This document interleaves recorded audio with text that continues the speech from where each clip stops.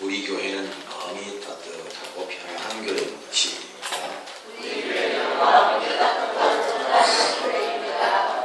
아멘이신가요? 우리 교회가 마음이 따뜻하고 편안한 교회가 되려면 우리 모두가 한 사람 한 사람이 다 그러한 사람이 될 때 가능하겠죠. 네. 유태인 제자 한 사람이 어느 날 학교에게 찾아와서 물었습니다. 선생님, 가난한 사람들은 비록 가진 것은 없지만 힘이 닿는 데까지 서로 도우며 사랑하며 그렇게 살아가려고 노력을 하는데 저는 왜 그런 마음이 생기지 않을까요? 하고 선생님인 납비에게 제자인 유태인 한 사람이 와서 이렇게 물었습니다. 그럴 때 무심코 이 납비는 제자에게 찾아온 제자에게 이렇게 말했습니다. 창문을 열고 창 밖을 보라. 그리고 지금 상황이 어떤지 말해 달라고 했습니다.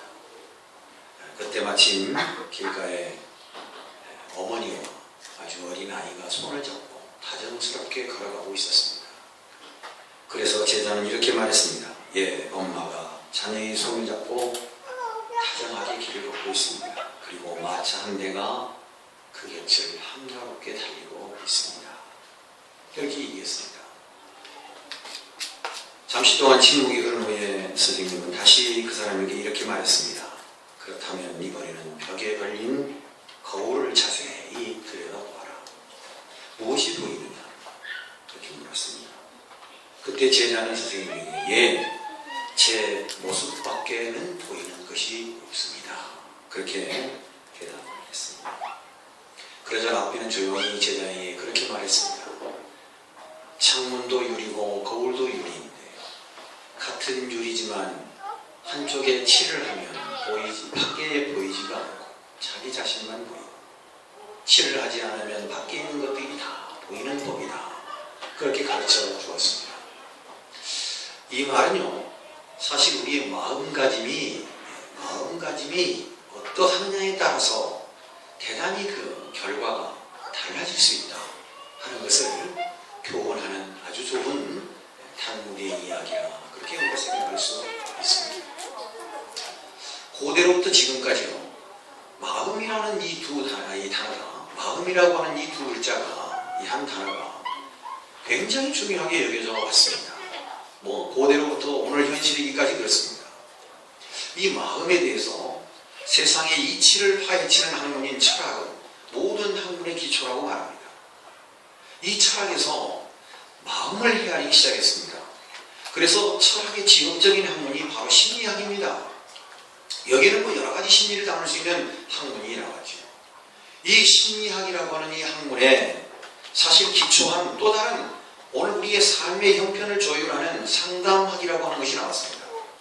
여러분 깊게 보면 상담이라는 것은 곧 마음을 다잡는 것입니다. 마음을 컨트롤하는 것입니다. 그 마음에 기원한 상담학의 근원은 되돌아가서 보면 심리학이고 심리학을 다시 거슬러 올라가 보면 모든 이치를 파헤치는 철학에 근원하고 있다는 것을 우리가 알 수 있습니다.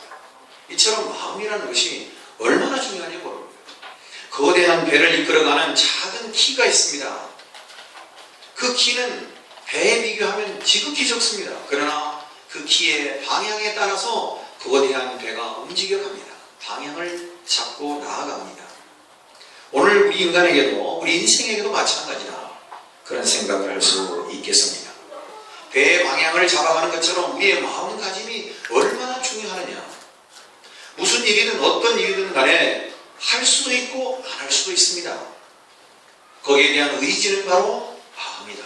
이렇게 우리가 생각할 수 있습니다. 그래서 중요한 인생의 삶의 방향이라든지 목표라든지 실천적 측면에서 모든 글자는 마음 심자가 들어가게 되어 있습니다. 의지가 그러하고 결심이 그러하고 여러분 우리 인생의 방향을 설정하는데 마음 심자가 들어가지 않은 단어는 없습니다. 허리가 다 들어가서 마음이 얼마나 중요한가를 가르쳐주고 있다고 하는 사실입니다. 여러분 우리가 한 사람의 됨됨이를 측정할 때, 측량할 때 어떻게 보면 한 사람의 됨됨이를 파악할 때 우리는 원행 심사를 관찰한다. 그렇게 얘기합니다. 말도 중요하고 행동도 중요하지만 가장 그 근원의 뿌리는 어디서부터 기인하는가? 사실 마음에서부터 기인하고 있더라 하는 것을 금세 알 수가 있습니다. 그래서 옛날 어르신들은 세상 만사 마음 먹기에 달려있다, 그런 표현을 쓰기도 했습니다. 그렇습니다. 오늘 우리의 마음가짐이 얼마나 중요한지요. 어떤 마음을 갖고 있느냐에 따라서 삶의 방향이, 삶의 목표가, 삶의 가치가, 그 기준이 달라질 수 있기 때문입니다. 참 마음을 다스리기가 쉽지가 않습니다. 마태복음 15장 18절 말씀을 보니 입에서 나오는 것들은 마음에서 나오나니 이것이야말로 사람을 더럽게 한다. 그러니까 결과적으로 우리가 말을 뱉고 생각하는 그 자체를 보면 마음의 어떤 결연한 의지 속에서 한가름되어진다는 것을 말씀은 우리에게 전하고 있습니다. 여러분, 뭐 옛날 노래이긴 합니다만 남진이라고 하는 가수가 부른 노래 중에 이런 가사가 있습니다. 여자가 얼굴만 예쁘다고 여자다. 뭐가 고와야?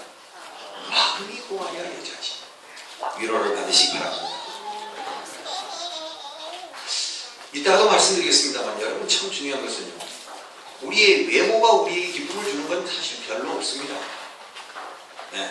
우리의 외모는 사실 다른 사람한테 보여주는 겁니다. 진정한 내 자신의 기쁨은 사실 내면에서부터 흘러나옵니다. 아멘 아니신가요? 그렇잖아요. 여러분, 시인 중에 정치공이라는 분이 계십니다.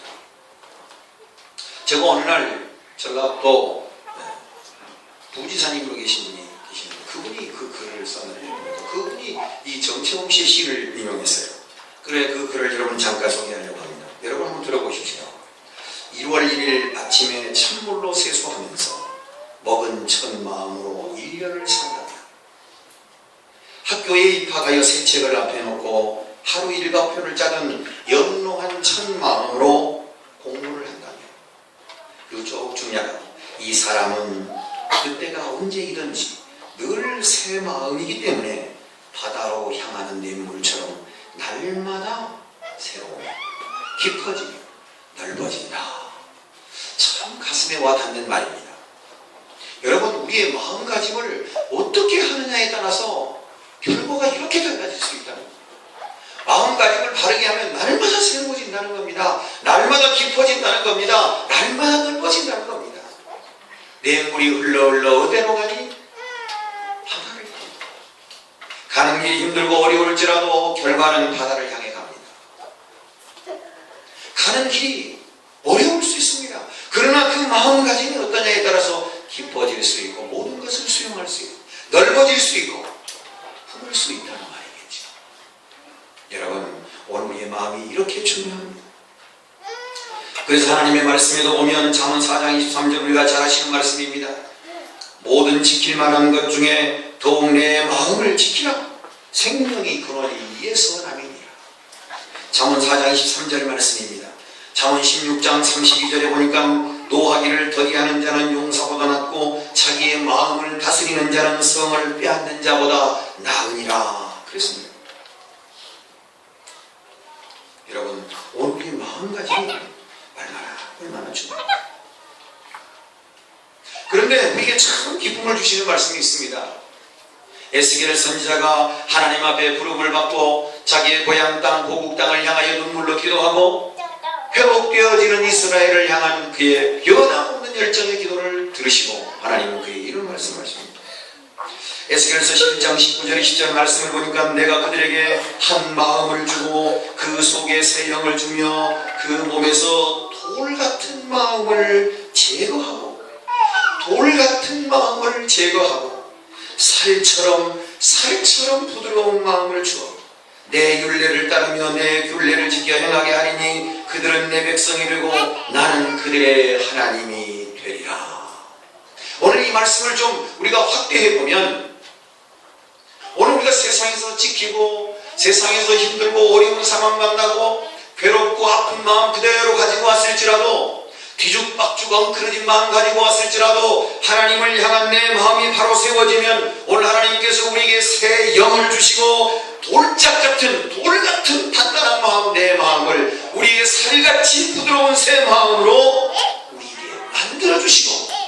그리고 하나님이 내 백성이 되고 내 하나님이 되고 우리는 하나님의 백성이 되는 은혜를 주신다는 사실을 에스겔서 11장에서 말하고 있습니다.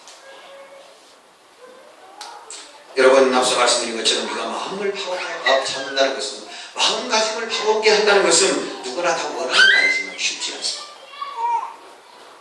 그러나 오늘 성도가 가져야 할 마음의 가짐이 있어야 하지 않겠습니까? 하나님의 백성이 가져야 할 마음가짐이 있어야 하지 않겠습니까? 바울 사도는 오늘 골로새서 읽어드린 말씀과 같이 3장 15절에서 17절에 골로새 교인들에게 적어도 여러분 그리스도의 백성, 그리스도의 자녀, 그리스도의 제자된 삶은 이러이러한 마음을 가지고 살아가야 합니다. 굉장히 중요한 얘기를 합니다. 한 지도자가 어떤 마음을 가졌느냐에 따라서 상황 판단을 하는 인식이 달라지고 결과적으로 그 지도자가 이끌어가는 공동체가 맞아가는, 결국 맞는 결과를 초래하는 일이 상이하게 다를 수 있다는 것은 우리가 너무나 잘 아는 내용이지 않습니까? 우리의 개인적으로도 그렇습니다. 우리가 어떤 마음가짐을 가지고 사느냐에 따라서 우리의 삶이 달라질 수 있습니다.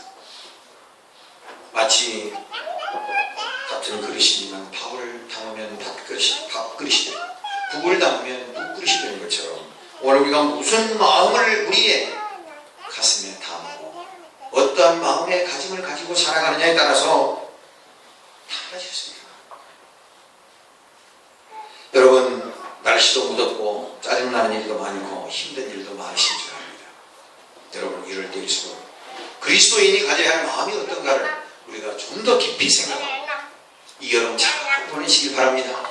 불쾌질 수가 높고 여러 가지 상황이 어려워서 짜증나는 일도 많고요. 그냥 누군가 툭 건들면 그냥 화가 나고 이럴 때 우리가 어떻게 우리의 마음가짐을 가져야 할까? 오늘 주신 말씀을 통해서 우리가 함께 은혜를 나누려고 합니다. 오늘 16절 말씀을 보니까 너희 속에 풍성이 거하여 모든 지혜로 피차 가르치며 권면하라 그렇게 말씀했습니다. 무엇으로 가르치고 무엇으로 권면을 해야 하겠습니까? 첫째, 성도의 마음에는 그리스도의 말씀이 충만해야 됩니다. 여러분 마음속에 마태복음 15장 18절에 기록된 말씀처럼 우리의 입에서 나오는 것이 언행심사, 우리의 마음속에서부터 시작된다고 했으니 우리의 마음의 그릇에 하나님의 말씀이 가득 채워지기를 주님의 이름으로 부탁합니다. 말씀이 충만하게 채워질 때 우리 그릇에 오늘 우리는 진정한 기쁨을 누릴 수가 있습니다. 우리의 마음가짐이 하나님의 말씀으로 채워질 때에 우리는 풍성한 평강을 누릴 수 있게 된다는 사실입니다. 왜 하나님의 말씀으로 채워야 합니까? 우리의 연약한 믿음을 바로 세우기 위해서 하나님의 말씀으로 채워야 합니다. 로마서 10장 17절 말씀에 기록된 것과 같이 하나님의 말씀을 들음으로 우리의 믿음이 성장한다고 했습니다. 믿음은 들음에서 나뉘어 이런 하나님의 말씀으로니라. 하나님의 말씀을 듣고 하나님의 말씀을 가슴에 담을 때 우리에게 믿음이 성숙하고 성장해 갈 수 있기 때문입니다. 주신 믿음 가지고 그냥 그 믿음 안에서 그것으로 그냥 자라지 못하고 있다면 건강하지 못한 거죠. 그러나 오늘 우리에게 주신 믿음을 통해서 그 믿음을 자꾸 성숙시켜 나가는 귀중한 것은 우리의 마음속에 하나님의 말씀을 채울 때 우리의 주님의 말씀을 내 가슴에 담을 때 우리의 믿음이 성장해지고 강해질 수 있다는 사실입니다. 시대가 더욱 험난해졌습니다. 어떻게 살아야 인생을 잘 사는 것인지 고민할 때가 있습니다. 어떻게 해야 바르게 처신하고 어떻게 해야 바른 관계를 맺어가야 하는지 고민될 때 있습니다. 이런 어려운 시대 속에 우리는 믿음을 잃어서는 안 됩니다. 믿음이 강한 믿음이 성숙한 믿음이 오늘 우리를 진정으로 그리스도의 평강의 자리로 이끌어 가게 된다는 것을 잊지 마시기를 바랍니다. 그래서 우리 마음속에 첫째 하나님의 말씀이 가득 채워지는 역사가 있어야 할 것입니다. 바울 사도는 여러분 오늘 그리스도인들이 가져야 할 마음의 마음가짐은 첫째 그 마음속에 하나님의 말씀을 가득 채우십시오. 저는 바라기는 우리 모두가 함께 다 하나님의 말씀으로 우리의 가슴에 가득가득 채워지는 역사가 있기를 축원합니다. 하나님의 말씀은 마치 검과 같아서 우리의 마음을 수술해 줍니다. 우리가 나쁜 마음, 우리가 좌절하는 마음, 실패하는 마음, 부정적인 마음을 하나님의 말씀으로 채우고 담으면 하나님의 말씀은 예리하여서 칼과 같아서 우리의 마음의 아픈 부위를 도려내고 잘못된 부위를 도려내고 부정적인 것을 도려내고 오늘 우리를 바르게 세워주기 때문입니다. 하나님의 말씀을 우리 가슴에 채워야 할 이유는 하나님의 말씀은 검과 같아서 예리한 칼날 같아서 우리의 잘못된 마음가짐을 도려낼 수 있기 때문입니다. 그래서 우리가 바르게 기쁘게 행복하게 살아갈 수 있도록 우리를 안내해 주시기 때문에 하나님의 말씀을 가슴에 채워야 되는 것입니다. 디모데후서 3장 16절 우리가 잘 아시는 대로 하나님의 말씀은 하나님의 감동으로 된 책, 바르게 한 것으로 교육하기에 유익하다고 했으니 하나님의 말씀을 우리 가슴에 채우면 우리 인격이 변합니다. 과거에 별 볼 일 없는 사람, 과거에 형편없는 사람, 예수 믿고 크게 성공한 일을 우리는 얼마든지 보게 됩니다. 아니, 과거에 엉망했던 사람이 예수 믿고 정말로 아름다운 인격을 소유한 그런 모습을 보기도 합니다. 여러분, 중요한 것은 우리 인생을 변화시킬 수 있는 것은 환경이 아닙니다. 그 어떤 것도 아닙니다. 예수 믿고 구원받고 천국 가는 삶을 사는 신앙, 믿음이 있을 때 그 사람의 인격이 변화됩니다. 여러분 잘 아시는 대로 우리나라 제1호인 소망교도소를 여러분 아시죠? 교회에서 연합해서 교도소를 만들었어요. 매일 아침마다 예배드리고 책을 그리고 그 안에서 하나님 말씀을 가르칩니다. 놀라운 일이 일어납니다. 놀라운 일이. 물론 여러분 때로는 부작용도 없지 않아 있을 수 있겠습니다만 그러나 하나님의 말씀은 이처럼 한 인생을 변화시키는 놀라운 힘이 발성하여 있기 때문에 오늘 우리 마음속에 늘 하나님의 말씀을 담고 살아야 한다고 가르치고 있습니다. 또한 하나님의 말씀을 늘 우리가 가슴속에 품고 살면 하나님의 말씀은 지혜롭기 때문에 오늘 우리의 삶을 지혜로 인도하십니다. 여러분 똑같은 말이지만 하나님의 말씀에 기록된 대로 우리가 권면하고 권고하면 놀라운 은혜가 임합니다. 세상 말로 아무리 달래고 또 상의하고 해도 별 시큰둥하다가도 하나님 말씀을 붙들고 기도하면서 우리가 이렇게 살면 어떻게 했느냐고 권면하면 하나님께서 역사하십니다. 먼저 우리 가슴에 하나님의 말씀이 충만하게 품어질 때 우리의 말씀이 하나님의 말씀이 내 가슴에 가득가득 채워질 때에 이런 귀한 역사가 일어나는 줄 믿습니다. 더 중요한 것은 하나님의 말씀을 내 가슴에 품게 되면 그 하나님의 말씀은 우리에게 영생을 주시는 하나님의 비밀을 우리에게 가르쳐 주시기 때문입니다. 요한복음 5장 39절에 너희가 성경에서 영생을 얻는 줄을 생각하고 성경을 연구하거니와 이 성경이 곧 내게 대하여 증언하는 것이다. 예수님은 성경에서 구원을 얻고 영생을 얻는 것이 확실한 그것이 바로 성경 전체가 예수 그리스도를 증언하는 것이다. 그래서 예수 믿고 구원받는다. 우리가 하나님의 말씀을 가깝게 하면 할수록 나를 위해서 이 땅에 오셔서 십자가 위에서 물과 피를 다 쏟으신 예수 그리스도의 사랑 앞에 고개를 숙일 수밖에 없죠. 어떤 분이 집에서 성경책을 부지런히 읽다 예수님을 믿겠다고 예수님을 믿어야 되겠다고 찾아오시는 학교 선생님이 한 분 계셨습니다. 성경을 읽고 또 읽었지만 아무리 생각하고 또 생각해도 이해할 수 없는 어찌 나 같은 죄인을 하나님께서 직접 찾아오셔서 십자가 위에서 물과 피를 쏟으시고 그 고난을 다 당하셨다니 이거 하나님의 사랑이 아니고서 어떻게 이것을 이 은혜를 무엇으로 갚아야 할까? 예수 믿고 구원받는 것만 아니라 내가 주님을 위해서 어떻게 살아야 할 것인지 가르침을 받고 싶다. 사랑하는 성도 여러분, 하나님의 말씀이 우리 가슴에 담겨질 때, 우리의 가슴에 새겨질 때 오늘 우리의 삶이 변화되고 우리의 인생의 목표와 가치가 확고하게 세워진다는 것을 기억하셨으면 좋겠습니다.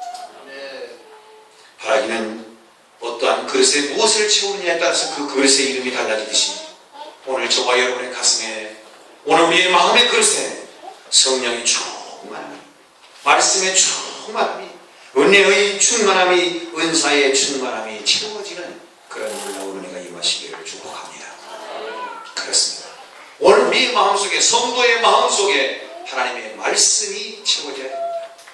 하나님의 말씀이 우리의 마음속에 채워지는 그런 마음가짐이 되어지시기를 바랍니다. 두 번째 15절 말씀을 우리 함께 읽겠습니다. 시작. 그리스도의 평강이 너희 마음을 주장하게 하라.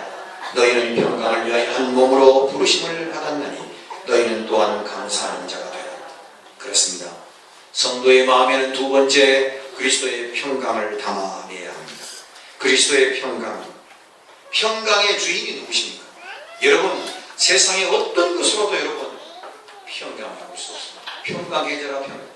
여러분, 요즘 제가 잠깐 사이트를 보니까 명상 이런 거 가르치는 사람들이요, 말하자면 이런 교육, 이런 훈련을 하는 것 같아요. 그러니까 내 마음의 아픔은 치유된다. 내 마음의 아픔은 치유된다. 자기 세뇌죠. 그런 훈련을 하는 것 같아요. 기체적 훈련은 명상, 요가 훈련 이런 데 가면 그런 데서 그런 자기를 세뇌시키는 그런 훈련을 하는 것 같아요. 이건 몇 번 하고 이건 몇 번 하고 이렇게 하는 것 같아요. 여러분, 백날 첫날에도 여러분 중요한 것은 예수님 이름 빠지면 진정한 평화가 없습니다. 결론부터 말씀드리면 예수 위에는 진정한 평안이 없습니다. 믿으시기를 바랍니다. 예수 그리스도를 내 마음에 모실 때에 진정한 평안이 이루어집니다. 모시지 않으면 평강이 이루어질 수 없습니다. 요한계시록 3장 10절에 볼지어다 내가 문 밖에 서서 두드리노니 누구든지 내 음성을 듣고 문을 열면 내가 그에게로 들어가 그와 더불어 먹고 그는 나와 더불어 먹으리니. 여러분, 예수 그리스도를 우리 마음에 영접하시기를 축원합니다. 예수님 내 마음에 계실 때 여러분 진정한 평안이 우리에게 임합니다. 요즘 현대인들은 사람들이 많이 착각 속에 살아가고 있습니다. 여러분, 소유냐 존재냐 삶이냐 글을 썼던 에릭 프롬이라는 사람이 있습니다. 그런 현대 심리학의 대가입니다. 그 사람이 이런 말을 했습니다. 현대인들은 기쁨과 쾌락을 구별할 줄 모른다. 여러분, 기쁨과 쾌락은 어떤 것입니까? 기쁨은 한 과정 속에서 얻어지는 것이지만 쾌락은 한순간을 메꾸기 위해서 몰입하는 것이 쾌락입니다. 기쁨은 인생을 빛나게 하고 기쁨은 인생을 복되게 하지만 쾌락은 인생을 망칩니다. 어떠한 자리에 순간적으로 몰입하면 또 다른 것이 엄습해옵니다. 그 자리를 메꾸기 위해서 또 다른 쾌락을 추구합니다. 여러분, 우리가 너무나 잘 알고 있지 않습니까? 쾌락이 우리 인생을 얼마나 망가뜨린다는 것입니다. 쾌락은 말초적인 흥분을 일으킬 뿐입니다. 그래서 쉽게 사라져버립니다. 그리고 또 남은 공간, 또 다른 공간을 슬픔으로 채워가는 그런 비참함의 연속이 계속된다는 사실입니다. 그래서 그 쾌락에 빠진 사람들은 마약을 합니다. 음주가물을 합니다. 그리고 권력, 재물, 성적 쾌락, 인기, 멋진 외모, 외모지상주의에 부르짖습니다. 만본이즘을 부르짖습니다. 사랑하는 성도 여러분, 우리나라에 기쁨과 쾌락을 구별할 수 있는 자가 진정으로 예수 그리스도의 평강을 누리는 자인 것을 꼭 기억하시기를 바랍니다. 여러분, 쾌락을 추구하다 보니 오늘 현대엔 자살이 왜 이렇게 많아졌습니까? 몰입하다 보니, 한쪽에 쏠리다 보니 더 큰 것을, 더 큰 쇼킹한 것을, 몰입할 수 있는 것을 만들어내야만 그 마음을, 그 아픔을 메꿀 수 있기 때문에 빠져드는 겁니다. 빠져드는 겁니다. 이혼이 늘어나고 우울증이 늘어나고 사기, 시기, 분투, 질투, 분쟁, 갈등의 골이 깊으면 깊을수록 우리는 분명히 알아요. 기쁨과 쾌락을 구별할 수 있는 진정한 건강한 신앙, 건전한 믿음의 소유자들이 놔두시기를 축원합니다. 진정한 기쁨을 찾아가기에는 너무나 삭막해져 버린 현실입니다. 그러나 여전히 기쁨을 찾아가는 귀중한 삶을 사는 사람, 역시 세상의 빛을 밝히는 일과 같은 일을 하고 있는 사람입니다. 같은 존재이기 때문입니다. 어떤 상황에도 변하지 않는 보석, 그래서 더 진귀하고 더 값이 있는 것이 이 보석이 갖고 있는 의미가 아니겠습니까? 사랑하는 성도 여러분, 기쁨을 취하십시오. 쾌락을 배척하십시오. 구별할 수 있기를 축원합니다. 요한복음 15장 11절에 내가 이것을 너희에게 이름은 내 기쁨이 너희 안에 있어 너희 기쁨을 충만하게 하려 함이라. 사랑하는 성도 여러분, 기쁨을 경험하는 원리가 몇 가지 있습니다. 그 원리는요, 주님 안에 있을 때 가능합니다. 상처를 받는 것은 왜 상처를 받을까요? 내가 주님 안에 있지 않기 때문입니다.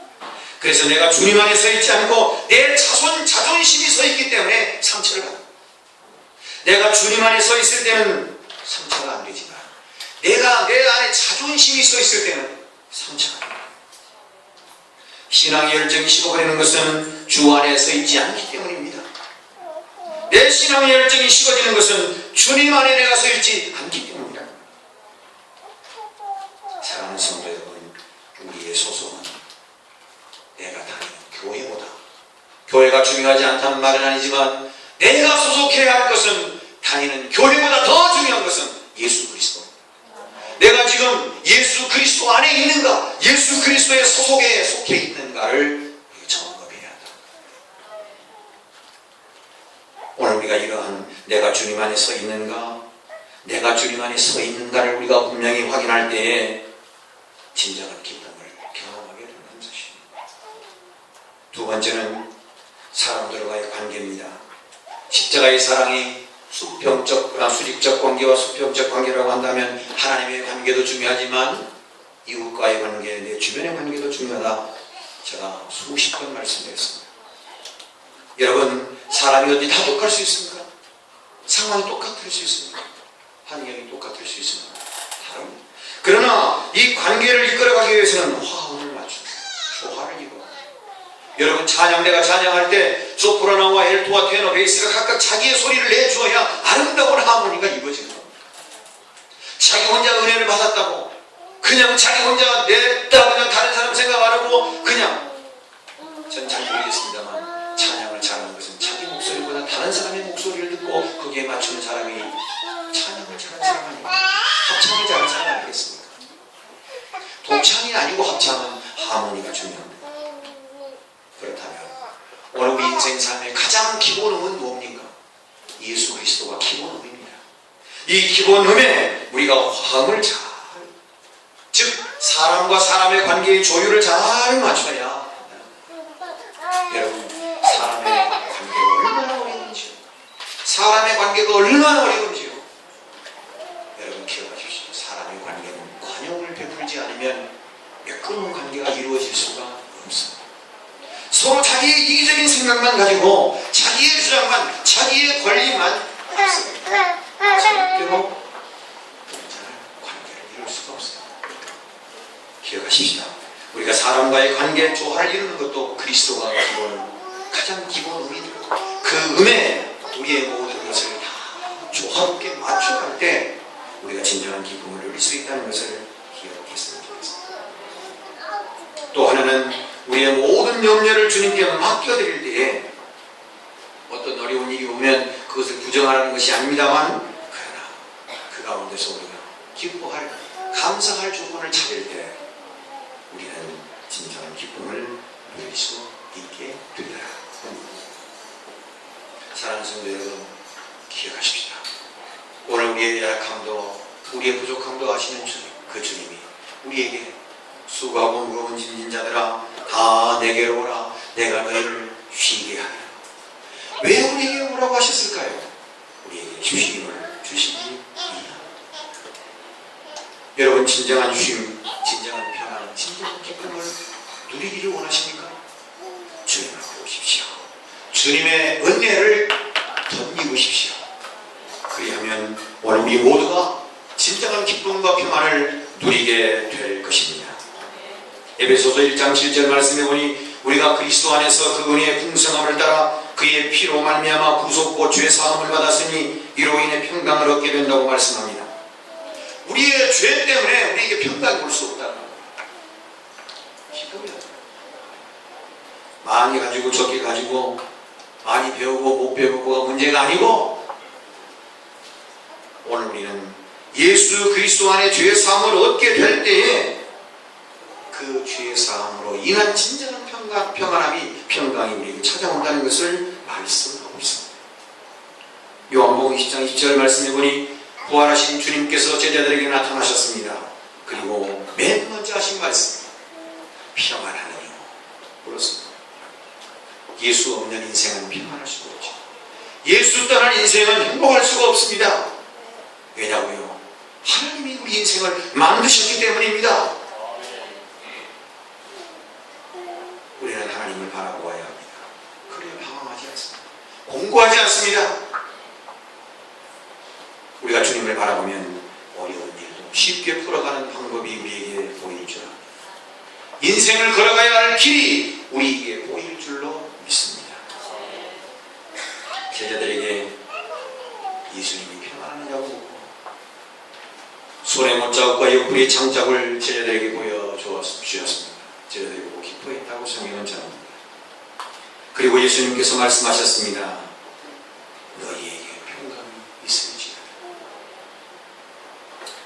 그리고 주님이 계속 말씀하셨습니다. 아버지께서 나를 보내신 것 같이 나도 너희를 보낸다. 이 말씀을 하시고 그들을 향하사 숨을 내쉬며 이르시되 따라합시다. 성령을 받으라. 성령을 받으라. 성령을 받으라. 성령을 받으라. 성령을 주시옵소서. 오늘 우리의 기도의 제목, 성령을 주시옵소서. 성령의 충만함을 주시옵소서. 성령이 우리에게 임할 때 우리에게 진정한 기쁨을, 우리가 진정한 평안을 누릴 수가 있습니다. 하나님의 은혜를 받아야 진정한 평안을 받을 수가 있습니다. 사랑하는 성도 여러분, 기억하십시다. 첫 번째, 우리가 주님 앞에 진정한 평강을 위해서, 기쁨을 위해서 가져야 할 마음, 우리의 마음속에, 우리의 마음가짐은 우리의 마음속에 하나님의 말씀을 채우자는 것이었습니다. 두 번째, 우리가 지향해야 할 것은 바로 오늘 우리에게 주신 하나님의 말씀뿐만 아니라 그리스도의 평강을 우리 가슴에 담아야 한다고 했습니다. 세 번째 말씀은 오늘 성도의 마음에 감사하는 마음이 있을 때 진정한 기쁨이, 진정한 평강이 우리에게 임한다는 것을 깨달았으면 합니다. 여러분, 오늘 우리에게 감사하는 마음이 있어야 할 것입니다. 무엇을 하든지 말이나 이는 다 주 예수의 이름으로 하고 그를 힘입어 하나님 아버지